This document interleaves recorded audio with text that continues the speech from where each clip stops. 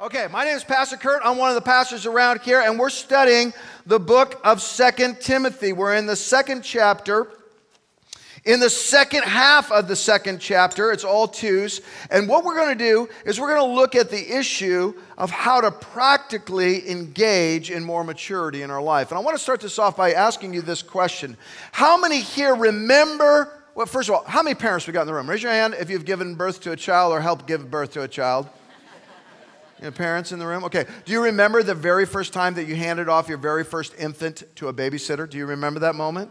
You see, some of you parents have this disease. I call it the invisible umbilical cord disease. Even though the doctor cut the first one, there's just one there, and you always want to rope those children back in, especially with that first child. Who has met that parent that is the always powdered, always pampered, always matching outfit, never any germs on my child, first child? Do you ever know that parent? And they will not hand that child over to anyone that isn't wearing a mask and rubber gloves. Do you know what I'm talking about? I was that parent because, you know, our first child was so stinking precious to us. And I can literally remember the very first moment that we were to get a babysitter. And this babysitter was going to be awesome. She was a veteran mom. She had raised 4 adult children. They were all awesome. We knew her. We knew her children really well. She was very trusted. We were on a trip to Disneyland. And here's the kicker. We were taking some students to Disneyland. She lived just a few blocks away from Disneyland. She was literally perfectly made to be entrusted with this valuable possession called our infant son. But on the morning that we were going to hand our child for the very first time, he was 6 months old. We'd literally not been more than 10 feet away from him since he was born. The morning we were going to hand him off, my wife started to have like second thoughts the way a young mom does. She was like, I don't know, she could secretly be a kidnapper. We don't really, have we talked to the FBI? And so I thought what I would do is get the child laughing as a way to kind of, you know, make everyone comfortable. He's happy. We can leave him. It'll be fine. He's just a few blocks away. And so I did what I did with all my children, which was give them a Zerbert. How many know what a Zerbert is? It's a sweaty, spitty, you know, sort of right on their belly. That's all. Sorry, front row. Sorry about that. And so I grabbed him by the ankles because the way I give Zerberts is upside down. And I picked him up. And he was laughing. He knew what was about to happen. And in that dad, immature, unaware of my surroundings thing that I didn't realize that this particular lady's house, her ceilings were really low. And she liked ceiling fans. And she was running her ceiling fan at like, you know, World War II bomber propeller level, you know. And I picked that child up and stuck his left foot right in the ceiling fan. Whack, whack, whack, whack, whack. Jesse was such a good baby, we'd never heard him cry like this before. I mean, he was like, whoa! You could hear that cry in Canada, people. And I can tell you, after 26 years of marital bliss, I have never considered divorce seriously, not once, and neither has my wife, except for the 20 minutes after I stuck our infant child in a ceiling fan. She considered it that day, my friends. Because here's the point I want you to get, and this is so crucial. If you get this, the whole book will become unlocked to you. It is very difficult to hand something you find very valuable over to someone else. It is one of the hardest things you do how many have given a kindergartner off to a school system before? How many have given a high schooler or a junior high or a pre-human off to a school system? How many have done it with taking a kid to college? How many have walked a baby girl daughter down an aisle? You see, when you take something very precious and you hand it to the trust of someone else, it's one of the hardest things in life to do. Here's the point. 1st and 2nd Timothy, the entire book is about this idea. The Apostle Paul has been on 3 missionary journeys. His strategy, catch this, and you'll learn something about the New Testament here. His strategy is he goes into the most strategic city of that region. He starts a healthy church there, and the tendrils of the love of God would build out from that strategic city. In this case, the city is Ephesus. The region and the city are incredibly strategic. Without the gospel of Jesus Christ working in this city, the cause of Christ might be completely and entirely lost. He pays a big price. He's libeled, he's lied about, he's beaten, he's stoned, he's whipped 3 times, he's lowered over a wall, he's persecuted, he's snake bitten, he's shipwrecked. And after 3 missionary journeys of going through all of that, he looks at Timothy and says, Timothy, I've handed you my precious church in Ephesus, which is the key to the entire region. Take care of this infant baby. Because if you do not, the cause of Christ will be lost in this part of the world. How does this apply to us? Why should we be concerned about this at all? Timothy went through three things that I think you and I go through. First of all, he went through a power struggle. He was having a hard time taking care of this baby church because there was a power. How many here have ever had a power struggle at work? You ever gone through that? And the power struggle descended into constant quarreling, constant arguments. How many here have one relative you fight with all the time? You just, when you're in the room, they're going to make you mad, and you say you're not going to fight with them, and the next thing you know, you're looking at them and going, that's it, I will never be around you ever again, and Mom liked me better. Anyone know what I'm talking about? He's got power struggles and pointless arguments, and then to top it off, there's persecution. Nero has launched a marketing campaign against believers. In other words, he's struggling to keep these false teachers from taking power over the church. He's quarreling with them constantly, and on the edge of the city of Ephesus, there's two big billboard signs that say, Timothy sucks, don't believe his religion. And in the midst of that, he's got to be the world's greatest babysitter for the world's most precious and important child, the church. Now, friends, here's the sobering news, and I'm just going to speak to you honestly. You know, you and I are in the same dynamic. This dynamic exists with us because God has given you something, and make no mistake, it's His to give and His alone to give. He owns it. It's not yours. It's His. It's His because He's the only one that can create it. He's the only one that can give it. Look at me if you're under 20 years old right now. I need you to know this. It's not yours. It's His. What has He given you that He's required you to babysit with great attention? What has He given you that literally was difficult for Him to give, but because of His nature and His will, He trusts you enough to have this? What He's given you is life. If you live the average lifespan here in America, you have 27,393.2 days on this earth. And I got to tell you, to be honest with you, whether this is your 1,000,000th time in church or your first Sunday ever, every single one of those days you will be held accountable to. He will ask you, what did you do with that infant called life that I gave you to babysit? In short, what Paul is saying to Timothy is, for God's sake, Timothy, you've got to grow up. The stakes are high, relationally high, strategically high, eternally high. And the same dynamic exists for us. The stakes of us using our life to the level that God designed you from day one to use it. The stakes are very high. We have a nation that's divided, a politics that's frozen, a prison that's full, of families that are broken. There's teen suicide, teen dropout, teens that cut themselves and starve themselves and sleep together at the youngest of ages. We have pornography piped into the vast majority of American homes. Someone has got to stand up and say, I will be the adult in the room. The truth of the matter is, God has given us this precious gift. And Paul looks at Timothy and he says, I need you to elevate. If there's one word I could describe this chapter with you, it's the idea of elevating, not getting caught down here and bringing it up. And it gets real practical. How many enjoyed Chris Brown last week? Did you like Chris Brown? See, Paul starts this chapter. Chris did an amazing job setting the 50,000-foot level. He said, man, be like that incredible soldier. Be like that incredible athlete. Be like that persistent, faithful farmer. Then in the second half of the chapter, the half we're going to study right now, Paul goes, okay, I'm going to tell you how to do this. I'm going to tell you how to build maturity in an immature world. How many have at least one immature person in their life right now? Raise your hand if you're married. Just go ahead and raise it. I know I tell that joke a lot. It's just such a wonderful joke. How many would be honest? Let's have an honesty moment. You ready to be honest? How many would say, Curt, I need some more maturity in my life, at least in one area? Okay, 20% of you are honest.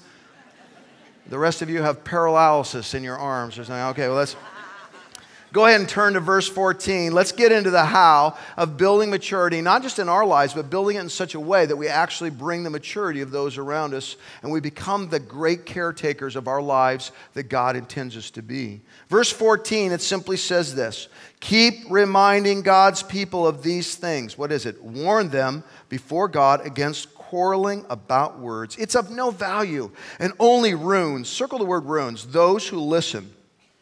Do your best to present yourself, circle the word present, to God as one approved, A worker who does not need to be ashamed and who correctly handles, you can underline that phrase, the word of truth. Avoid godless chatter because those who indulge in it will become more and more ungodly. Their teaching will spread like gangrene, another word we're going to look into. Among them is Hymenaeus and Philetus, who have departed from the truth. They say that there is a resurrection has already taken place. They say that the resurrection has already taken place, and they destroy the faith of some. Nevertheless, God's solid foundation stands firm, sealed with this inscription: the Lord knows those who are his. And everyone who confesses the name of the Lord must turn away from wickedness. The main theme of the Apostle Paul is to stop quarreling. He hits it hard. He hits it often 6 different times. Basically, what the Apostle Paul is saying is quit being like that third grade fight that you had. How many had a fight in third grade? Do you remember how kids fought in third grade? When I was in third grade, there was one pole on the playground, and we would run to this pole, touch the pole, and whoever got there first, when the recess started, whoever got there first and touched the pole first got to pick the superhero they were going to be and play at during recess. So the first kid, it was a lot of benefit to be fast, right? The first kid there always picked what superhero? Superman. That's right, Superman. You were right. Say it with confidence, people. You were right. Superman. He does everything, and he's only afraid of green rocks. It's awesome. The second one always picked was? Batman. That's correct. Batman. I was kind of slow, so I was stuck always around the, Aquaman level. I was right in that, I can talk to dolphins. There was always one kid, he was super slow. He would get there and all the good superheroes were taken. He would touch the pole and he would make up a superhero. He'd be like, okay, I'm slow man. I go so slow, no one can see me. And I'm like, no, you're stupid man. That's just stupid. And then we would start a fight. We'd argue about who got to be who, and the fight would escalate. And we would do that phrase that every single one of you in this room knows. We would say, I know you are, but what am I? You know, the sad thing about my job as a pastor is I have people in conflict and quarrels in my office every single week. I have leaders in conflict, parents in conflict, marriages in conflict. And if you had to sum the vast majority of those people's conflict up into one statement, it could be, this is what they're arguing. I know you are, but what am I? 50 years old, and they're still fighting like a third grader. Sometimes they don't fight that way. Sometimes they actually go to, I am rubber, you are glue. Whatever you say, bounce off me, sticks to you. Because they're very grown up. Anyone here deal with a 50-year-old who's actually at 2-year-old level? Nothing sadder in the world than a grown person who's still fighting at grade school level. The Apostle Paul looks at Timothy and he says, man, look up. Don't get caught into that quicksand of quarreling. Don't get caught into it. He says, look up. And what look up means is to stop quarreling and start working. When you waste even one day of the 27,000 plus days God has given you on quarreling, you're not operating at the purpose that He had designed for you. Stop quarreling and start working at what He has called you to work at. He says, Timothy, you're so much more important than winning battles and fights and quarrels about stupid genealogies and bad theories on resurrections. It's basically a call to Christian maturity. And look how he does this. This is so powerful. Verse 15, one of the best verses in the Bible. Maturity is enabled by accountability. He says this, maturity is enabled by accountability. By the way, how many of you eat differently when you open the fridge and there's a child standing behind you? Do you eat differently? Do you have that daughter that goes, what's your cholesterol numbers now, Daddy? Because a lettuce leaf. I was going to get cheesecake. I got a lettuce leaf. When we shine the light of accountability on our lives, we behave differently. Look what it says in the verse. Present yourself to your wife as one. Okay, is anyone following with me? I'll read it again. Present yourself to your teenager. No, it says present yourself to. Here's good news, man. It doesn't say wife. It says present yourself to God. Not only are we called to be accountable, but we are called to impress one person and one person alone. When you walk with that attitude that God knows, did you see at the end of this passage what it says? God knows His foundation. The most encouraging, optimistic thing I can say to you is that God wants to approve you. He wants to love you. He believes in your purpose. He created it. And He wants to be the one who holds you accountable. God knows is the most encouraging thing I can say to you. You want to know what the scariest thing I can say to you is? God knows. God knows what you don't do. God knows what you do, every single thing. God knows. Don't seek the approval of those you're quarreling with. Lift your eyes up to God and go after His purposes and walk in maturity. By the way, maturity is built, not born. It's about being a worker. Maturity comprehends the consequences. It means carefully handles. Paul here is literally using the Greek phrase for cut straight. Carefully handles. He's talking about being a tent maker, I think. Anyone who sews knows what he means. He's saying there's a pattern. Follow the pattern. Do not deviate from the pattern. Secondly, this is a call to using careful words. Matter of fact, this is Paul's main theme. Paul's main theme is stop talking stupid. I tried to get them to put that in the notes, but they said it was too harsh. But it really is. It's stop talking stupid. It's a call to careful words. How many know this? Small words create big damage. You know, the truth of the matter is this word ruins, what it means literally in the Greek is catastrophe. It means intense damage. It's the strongest Greek word that could be used. And we've all experienced this. How many here have ever been talking to someone? They talk for 10 minutes. They don't say anything that hurts you. And then the last sentence of their talk, the last phrase of that sentence, they get one little dig into you and you can't even sleep that night. Does anyone else know what I'm talking about? You see, friends, by the way, can I just stop here? Men, look at me. Every man in here. One of the things our culture has taught you through Saturday Night Live and sitcoms and irreverent internet humor, they have taught you that sarcasm is a good communication tool. Men, I want to just tell you, when you use sarcasm, and a lot of times you do it from innocence. You go, I want to lighten the situation with my teenager or my wife or at work. When you use sarcasm, you introduce death into the conversation. Dislearn using that sort of humor in serious moments. There's a time when you're just joking around, there's time. But when you get in a conflict with your spouse or your teenager or your coworker, your boss, a relative or friend, it's not time to be sarcastic or passive aggressive. Speak plainly with great grace. I need to move forward because there's too much in this passage. It's a call to careful words. Semantics are great for drama, not clarity. Can I get an amen? Have you ever fought with that person that can turn any word into whatever they mean? It doesn't really help to be a person who majors in semantics. Smart, mean people end up alone. There's so many smart people at Bayside. Beware of your talent to turn the conversation your way. Be about the person, not about winning the conversation. And this is exactly what Paul's talking about with these false teachers. They're using semantics about very elaborate genealogies and spiritual resurrections, and they're adding to the truth of the Bible. Supplemental truth, friends, is no truth at all. Sometimes I kind of feel bad for Ray and I because we get up here. Do you ever notice we just repeat ourselves a lot? Do you ever notice this? And the reason is because we actually believe in the Bible and we're committed to the main plain teachings of Scripture, not altering them or changing them. We get up here every week and we say some elaborate version of God good, be nice. God good, love each other. I tell you what, here's the whole Bible. There is a God. You have sinned. He came to earth and He died for you. You must respond. And when you go to any other church, ministry, organization, website that teaches something beyond that and wants to alter that and change that and de-emphasize that, elevate their teacher and de-elevate Jesus, you be nervous right now. I know it sounds like a rerun, folks, but here's the problem. It's truth. God exists. You are a sinner. I am a sinner. He died in your place. It's up to you to respond. He's not going to force you.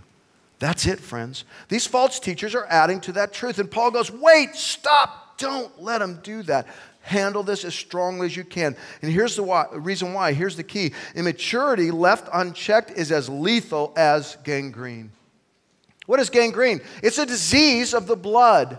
Everyone in the first century knew it. In fact, they were radically opposed to it. When they saw one deep cut that was turning gangrenous, they would cut off the entire arm because they knew that if you let that blood disease spread, you would infect the entire body. What is gangrene known as? It spreads quickly, it spreads to the entire body, and it stinks.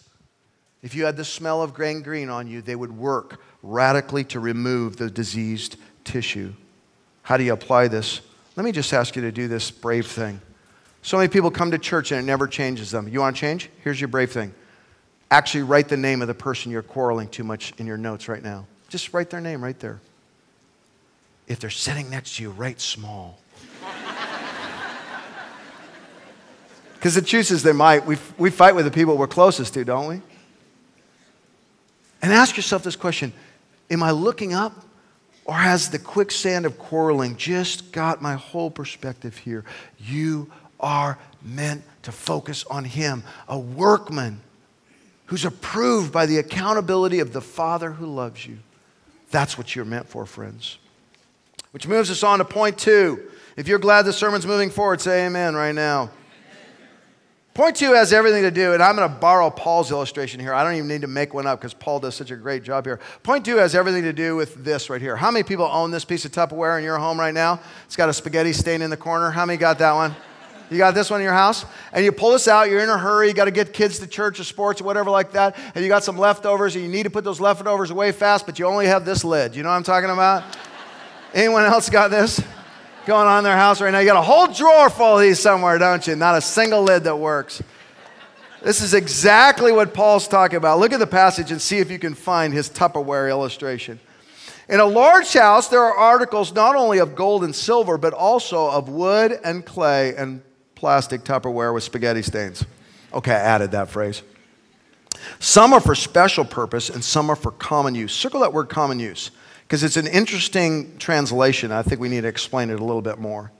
For those who cleanse themselves from the latter will be instruments for special purposes, made holy, useful to the master, prepared to do any good work. How do you do that? Flee, he says, the evil desires of youth and pursue righteousness, faith, love, and peace along with those who call on the Lord with a pure heart. Circle the word along. I'm going to come back to that.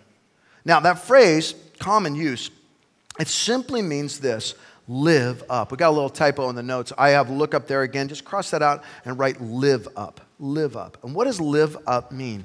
It means to be useful to the master. It's a call to reject the common. Now, the NIV translates it here, common use. And that, I understand why they do that. It's not a bad translation. The King James translates it, and many more of the literal translations, they translate it unhonorable, to not have honor, dishonor.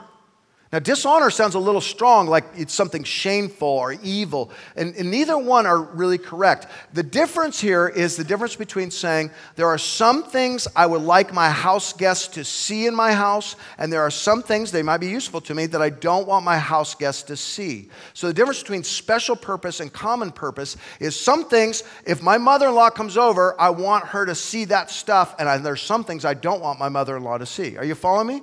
Like, for instance, how many here clean their kitty litter right before guests come over? Anyone clean out the kitty? Or how many, like, actually go, let's go right to my teenager's room the first second the guest comes in? No. How many would do this? Set up your dining room table and put your garbage can right in the center of it. You see, this is what Paul means. This is an object that's important, but it's only for common use, and it needs to be cleansed. What does Paul call you to be? What is he calling Timothy to be? What's the sign of maturity? He wants you to be this. He wants you to be a fine object brought out on special occasions. My mom, we didn't have a lot of money growing up, but my mom did this thing that was so wonderful. We had this set of china. How many got a set of china in their house of some sort? I don't even know how much my mom's china cost, but as a kid, if you'd have asked me, I'd have told you it was worth millions and millions because we only brought it out on special occasions. 99% of our life, we ate on this little invention right here, right here. This is, I've got 3 practices to get to, and we're half an hour late. That's what that is. But when it was a special day, you could tell around our house, when it was Christmas, when it was Easter, when it was your birthday, and sometimes when the family was just filling down, Mom would bring out the china, and she'd say, tonight is a special night. And we'd eat off of that antique, old, beautiful china with the silver and the glasses that went with it. Interesting thing about this passage is Paul saying you have a choice. In God's kingdom, you could choose to be this. You're still in his kingdom. Or you could choose to be this.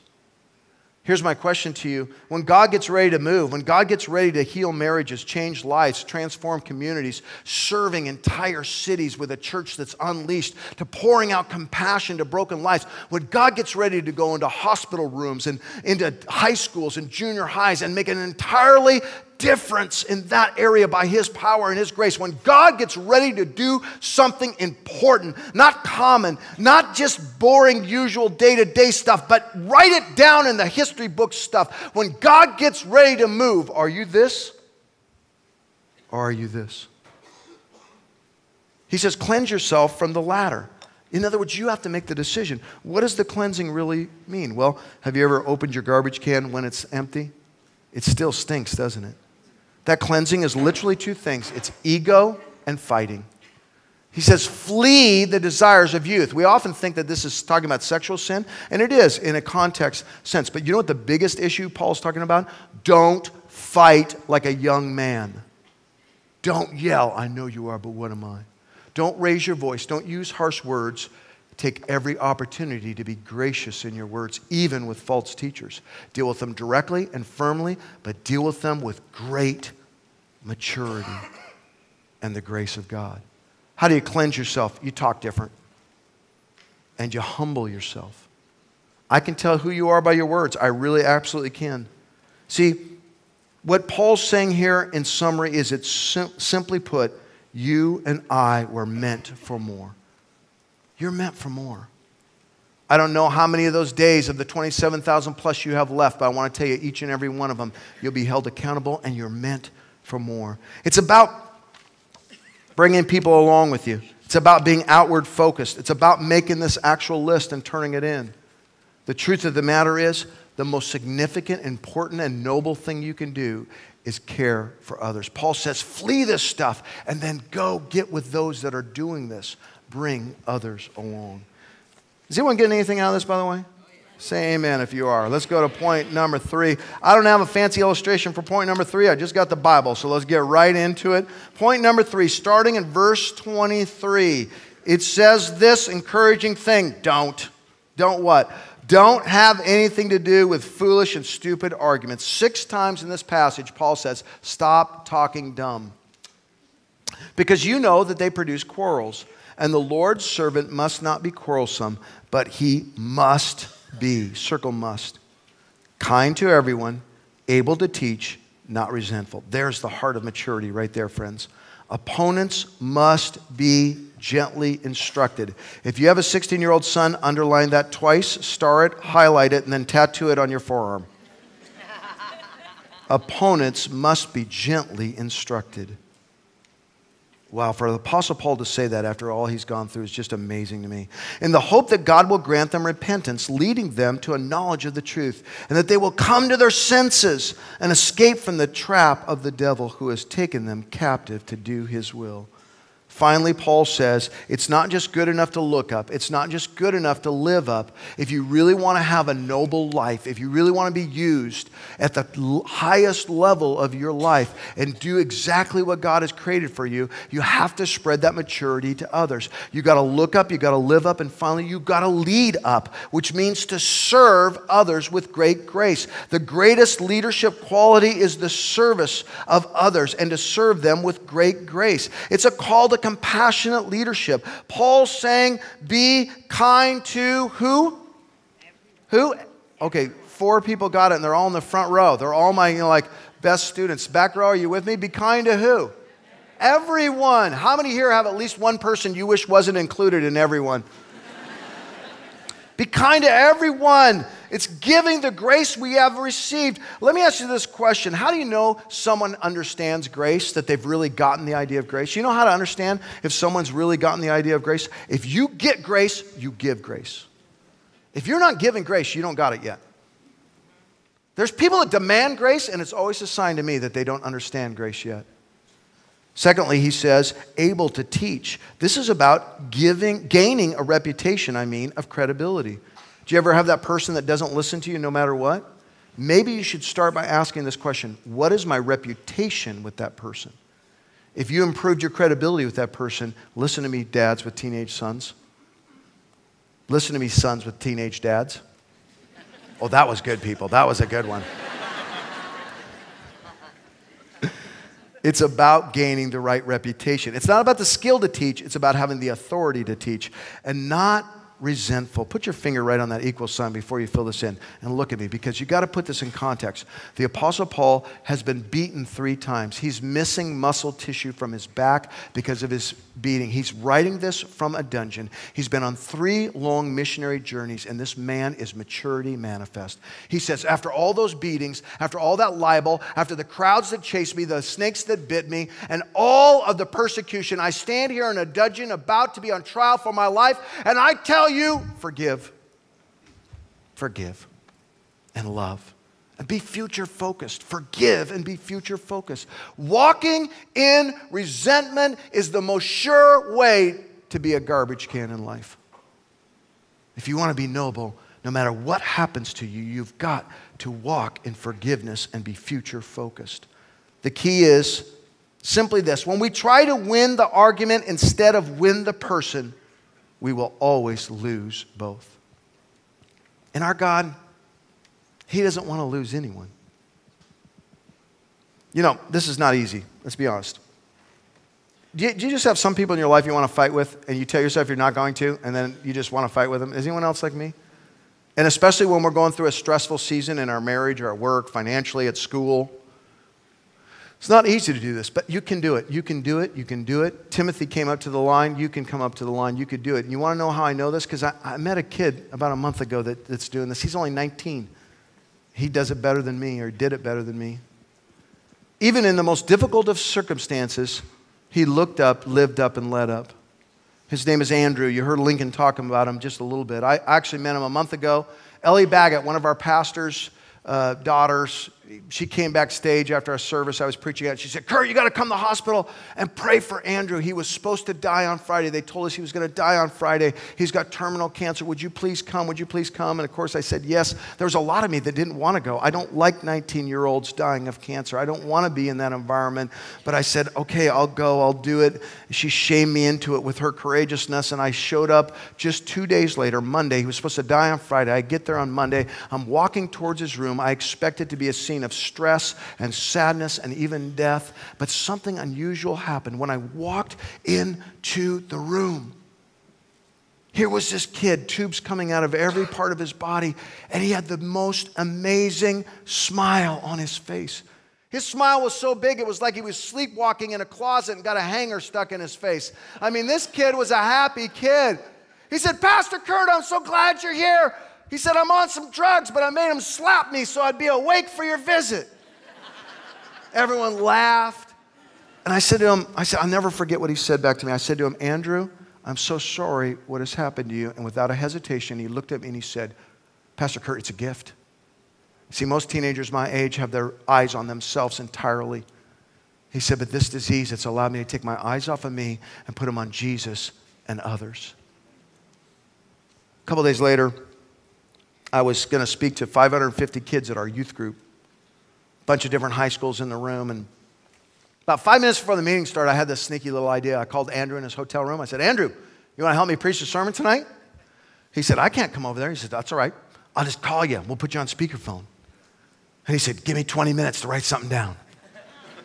I get up there, I start preaching, and at some point I said, "Kids, I want you to hear from a friend of mine." And this is what happened. "Andrew, this is Curt Harlow. Are you there?" "Hey, Curt, I'm here. How are you doing?"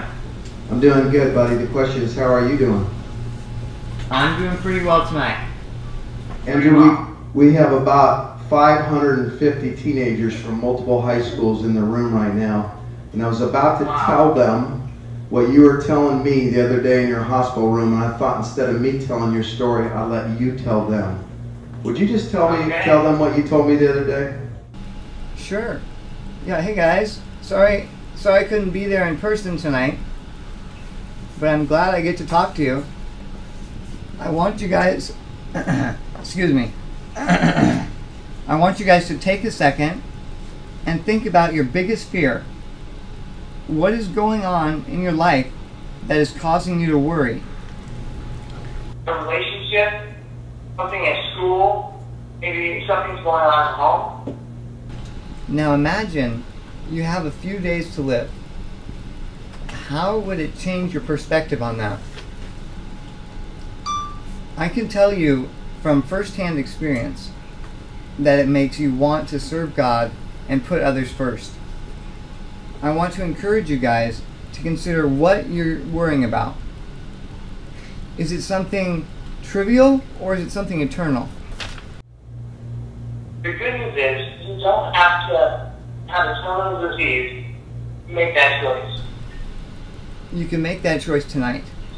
Thanks, guys. I hope you're having a great night. That's right.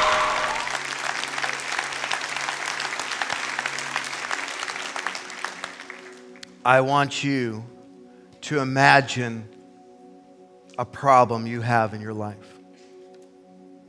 Could be a quarrel, could be a fight, could be a financial issue.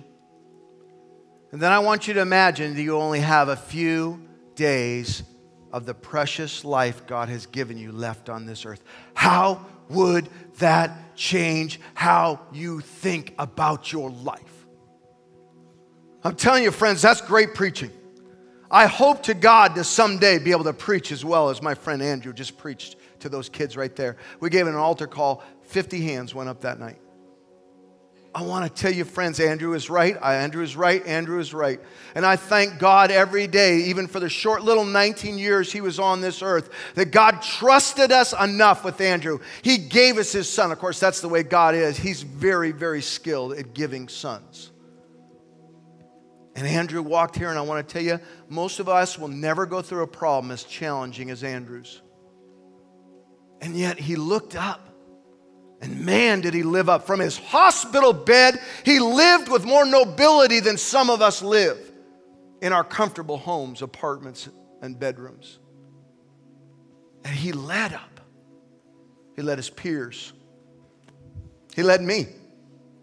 I came to his hospital room expecting to minister, and a kid with terminal cancer ministered to me.